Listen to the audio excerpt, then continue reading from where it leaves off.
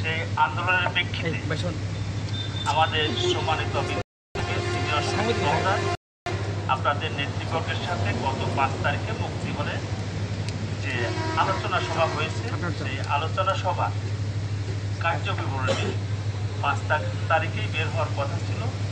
কিন্তু এই জিনিসটাকে আমাদের সিনিয়র সচিব মহোদয়, বিদ্যুৎ প্রতিমন্ত্রী, বিদ্যুৎ উপদেষ্টা তাদের সাথে পরামর্শ করে 7 তারিখে এই কার্যবিবরণীটা চূড়ান্ত করেছেন এবং সেটা কালকে আমরা হাতে পেয়েছি। আপনারা হয়তো কার্যবিবরণীটা দেখেছেন বা পড়েছেন, আপনারা হাতে পেয়েছেন আমার যতটুকু মনে হয়। সেই কার্যবিবরণী পাওয়ার পরে আমাদের বাংলাদেশ পল্লী বিদ্যুতায়ন বোর্ডের সম্মানিত চেয়ারম্যান মহোদয় আজকের সকাল 10টার সময় জুম মিটিং ডেকেছিলেন আমাদেরকে ভিডিও কনফারেন্সের মাধ্যমে। উনি সেই সিদ্ধান্তগুলি মিটিংয়ে আমাদেরকে জানিয়েছেন।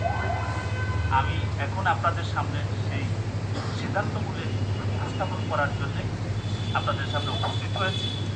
আমি একে একে পড়ে শোনাই, আপনারা একটু শুনেন।